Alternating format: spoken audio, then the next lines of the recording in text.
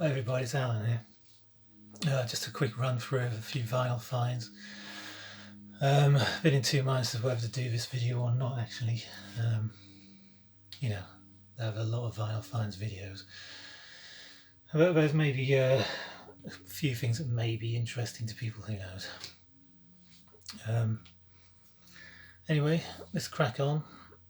Here's a copy of Led Zeppelin 1. Now why am I showing this? Because how many thousands of times have you seen that in your life? It's because of her rear sleeve. It's completely missing the picture. Now we all know the back looks like this. Robert Plant's name in white. Everyone else is in black. Rob from Sounds Strange and Dean at Grandma's Handbag and I had a little kind of mini discussion about it on Instagram. Because I mentioned the fact that Robert Plant's name was in white, and Rob from Sounds Strange did say, oh, well, maybe this was the actual back cover and they were waiting until Terry Reid had made his mind up before they actually put another name here, which I like the idea of actually. Obviously people will say this is not the turquoise one, but this is probably in two parts anyway. But anyway, the point is Robert Plant's name is not on here, and maybe they were waiting for Terry Reid, but Robert Plant came in. And it's interesting to note as well that Robert Plant has no writing credit on this album. So everything was obviously already prepared and they were just getting the singer to finalise the band and get going. But this is obviously a very rare item. Now, I contacted Record Collector about it, so it may be in the magazine this month, I don't know. They haven't got in touch with me.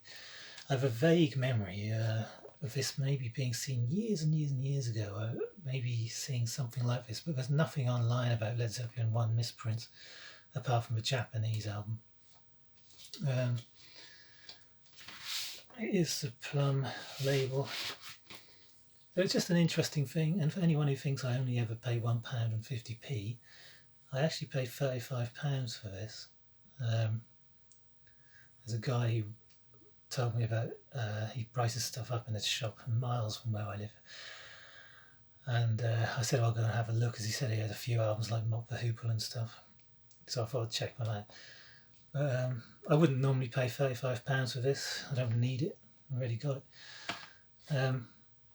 but because of the rear sleeve I felt compelled to do so. The collector geek in me came out. I did actually say to Record Collector kind of the sordid statement about what's the rarity and value. I'm not actually that interested in that. I'm more interested in finding out if there are other misprints of it or if this has actually been seen before. Anyway, there you go. Now, cracking on. I bought a small collection of Anthony Phillips records. There's a box of them actually, not just these. There was a few other like Steve Hackett and things, stuff I wouldn't normally buy, but it's such a good deal. They were like 50p each. And this one, Slow Waves and Soft Stars, is number 7 in his Private Parts and Pieces. Now, his stuff is, he's famous for Geese and the Ghost and all of these other albums, but they're mainly sort of middle of the road, a little bit easy listening in places. Very interesting, some of it, but also some of it a little bit anemic for me, if you can use that as a musical term. But this, on the other hand, is electronic. Now, most of this is electronic. It's synthesizer based. There's a few improviser pieces on here, but there are also 3 or 4 solo guitar pieces. 3 in a row on side 2, which don't quite fit in with the overall feel of the album. But I still have the same sort of spaciousness and otherworldliness. And there's something really, really strong about this album. This is a very, very good electronic album. And it's on this fantastic Audion label. And the sound is phenomenal. It really is good. And there's even a thing here, the Audion catalogue. It's a new home for electronic music. This is from 1987. Wonderful album, well worth seeking out. Definitely the best I've heard of his. In the same collection was this. Now I wouldn't normally show it, I'm only going to show it briefly. For many, many years I've had 2E pressing. This one is the original first UK. 1E. Fantastic condition. That was actually in the same box, as I say. So that's a very nice find indeed. This is also a very nice find, and I apologise to Instagram people who have seen some of these already. Colin Blunstone, 1 year. I wanted this album for a long time, and got it for a £5. Fantastic stuff. On Epic.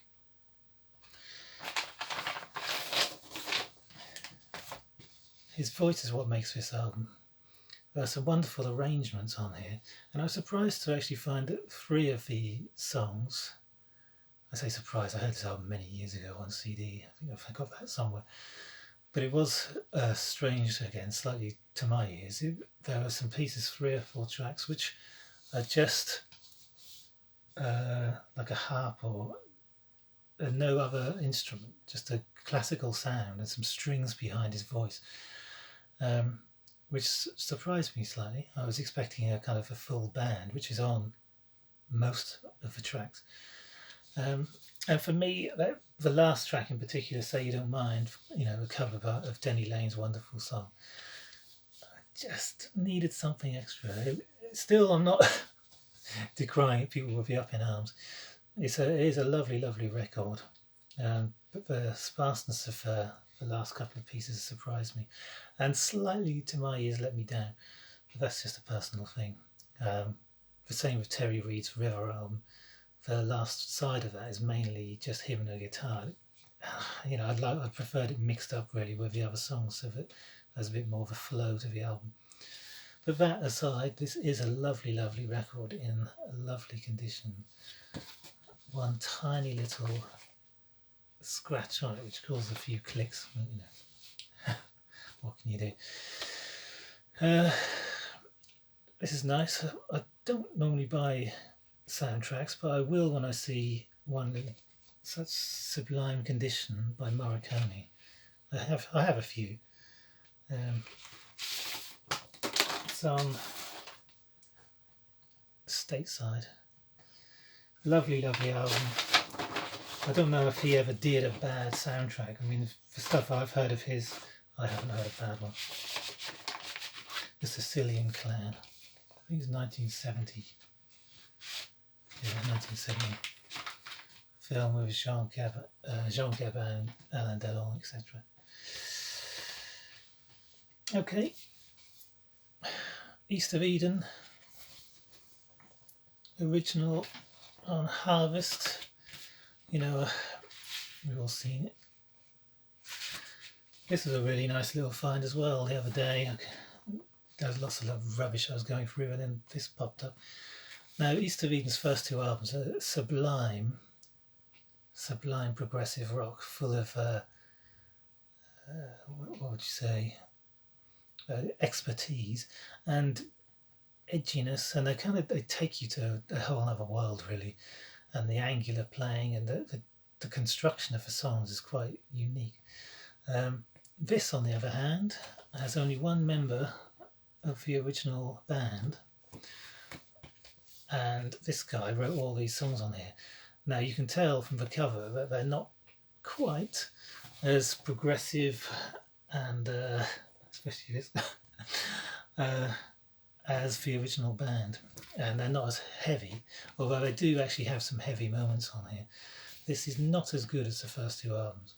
It's a completely different sound in a way, because you've only got 1 person writing the songs, whereas you had a lot more variation from the other members, who were all incredible musicians. This is a little bit more pedestrian, but not as pedestrian as the album that came after this, which is full on country rock and saw the end of them really. A very lame album. This was a shocking find. Now everyone shows it over and over and over and over and over again. Everyone knows it. To find this it's a 1962 Deep Groove press. It's quite amazing. I never find jazz anywhere. And when you do, it's always big band or it's Woody Herman and things like that. So to find this album, even though it was on its own, was very nice indeed. And the condition of it, apart from a couple of little marks up here, absolutely sublime. And to find that digging around the shops that I always go to was quite remarkable. I'm not going to talk any more about it, everyone knows it. A few more bits and bobs. Here's a copy of HMS Donovan. Now, Mazzy did a video recently of Donovan, and I was watching it. I was thinking, oh yeah, I need to get hold of that. And here it is. It's a double album.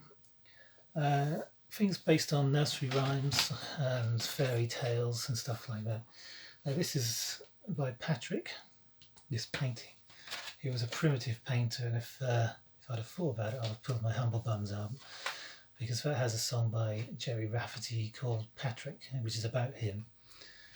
And when they say primitive, they don't mean they can't paint, but they choose a particular style, and it's usually slightly fantastic. Lovely cover. And the album, for me, is not a 5-star album. It's not consistent all the way through. However, it does have a lovely feel, and if you're in that mood for a sort of childlike whimsy and just soft, lush acoustic playing and gentle voices, this would be right up your street. It's a lovely album, and I can see why it's desired so much. This does not have the original poster. Quick Xray specs. Germ-free adolescence. Another nice little find. I've wanted it for a long time. It's original there. I wanted it for a long time, but I do find her voice slightly grating after the end of a side. I'm like, oh my goodness. Although the music is good and there's kind of really sort of intense sound to it, it's maybe it was just my mood the other day I was listening to it. It just, oh, it was hard going.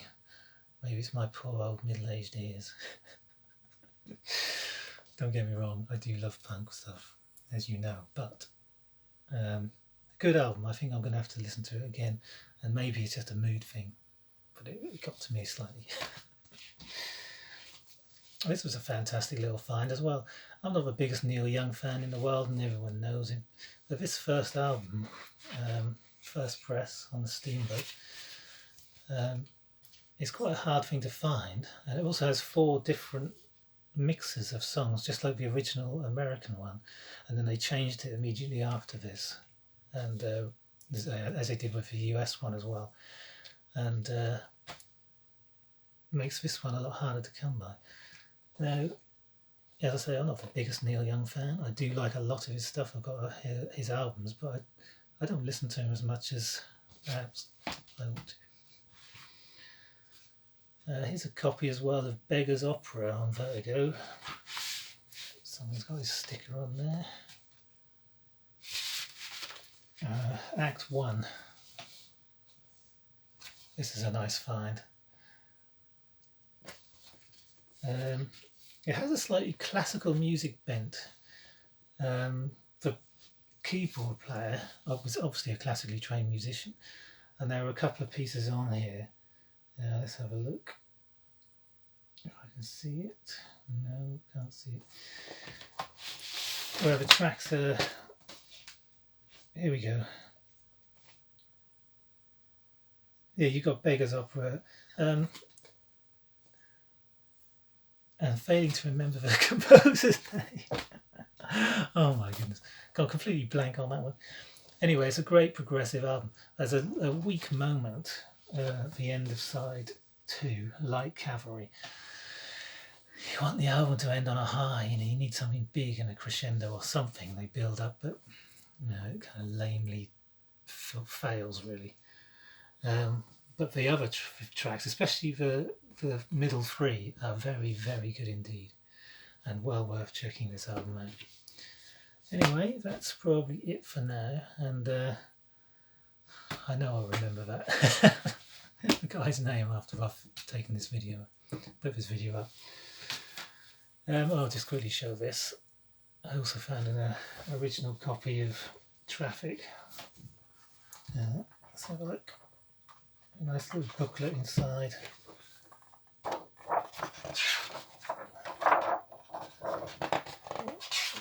Show that. Very nice. And on original islands, I'm kind of fumbling here, still trying to get that classical guy in my head. There we are. Red Eye, Pink Island. I found for Traffic albums lately, I keep coming across them, I don't know why. But anyway, that's it. I may do another video soon where I might be a little bit more prepared instead of just pulling a pile of records and going, I'll just show these ones. Anyway, that's it for now. And that acid folk video may be on the horizon. But also, you never know, I might do one on techno and house. See you later.